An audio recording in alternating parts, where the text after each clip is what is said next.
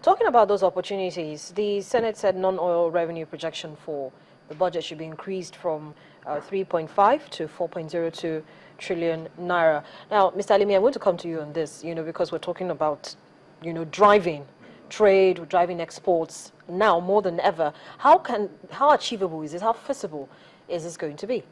I think it's quite feasible. How? And yes, I think government needs to look inwards. There's been a lot of lip service to the issue of diversifying the base of the economy from our total reliance, quote unquote, on oil. And we have no choice now. I mean, from the dwindling income we're getting from oil, we have to look at other places. And I think government needs to look seriously at all the areas of incentives it has introduced for exports, especially non-oil export and agriculture. We've heard that so much has been done in agriculture, but unfortunately, we've not actually seen, seen the results of what has been done. We're hopeful that we'll start seeing the result of the huge investment and the huge reforms. So what is organized private sector doing to ensure that this is kick-started faster than, because if organized private sector makes a move and lets the federal government or even the state government knows what they're doing, they definitely will begin to see something happening faster than we need to see. Well, I don't think the organized private sector has folded its hands as far as diversification of the economy is concerned. We've continued to call for it. We looked at, the Lagos Chamber has always called for it. We've looked at the area of our tax system in Nigeria and how much more we can make from tax. Look at the ratio of tax to our GDP. It's so low, and we think we can do much more than this. But as far as the private sector is concerned, one key factor that has been inhibiting that growth is the area of infrastructure, power, and so many other things. People want to grow, but then you can only grow within the atmosphere that you find yourself. And that is why our own aim has been how to make that atmosphere better. Once government is serious about its concern, I always say it, solve the problem of power, and you solve so many other problems. Well, Mr. Alimi, I'm not holding brief for the federal government, but we've seen that the federal government has consistently, in the last couple of months, tried to ensure that at least the power sector, post-privatization, actually gets up to its feet with the incentives that have come to some of the operators who actually bought some of those assets. So consistently, yes, the federal government is trying to see as much as possible how the power sector can be resuscitated. But the private sector understands that these challenges abound.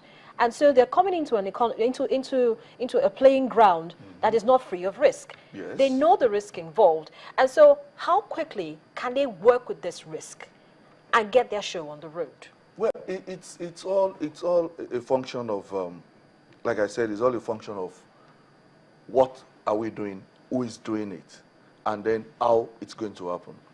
You use the word, and I'll take that word, try. That is the word. The government has been trying.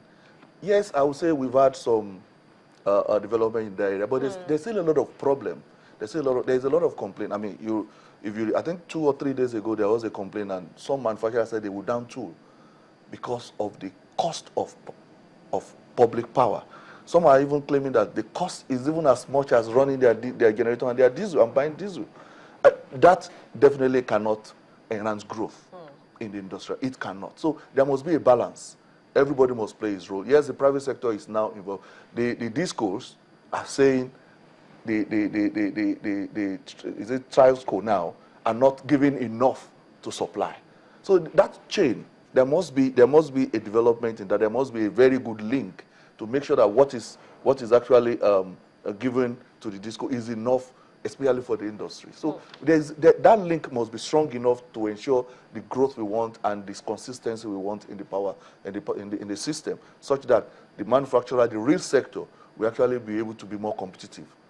I think that if you talk of non-oil exports, we have to remember tariffs and excise and tax. I think this is very important. I think this is one factor into this. Yeah, we already talked about the tax aspect. It talks about tax aspect. I think that if you look at the ratio, tax to GDP in this economy is about 7.8%, and in France about 45%.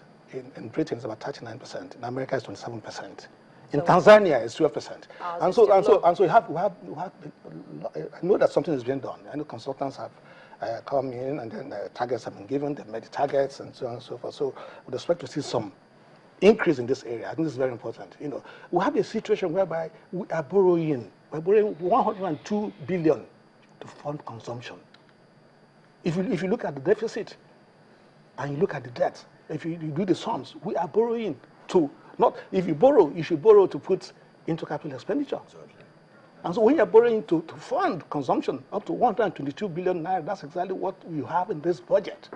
Then you have a crisis in your hands. Now, talking about the private sector, I think that public sector, private sector partnership, it's time it should come. It should come on stream. We've always had this around. We've had it, but we need to now begin to push it a bit more. Begin to encourage movement in this direction, because we must come to the realization and accept the fact that the public sector is limited and handicapped as the extent to which it can fund and carry out the development requirements of this economy. We have challenges, and then unless we begin to do this and harness all possibilities, then we will not make the desired progress.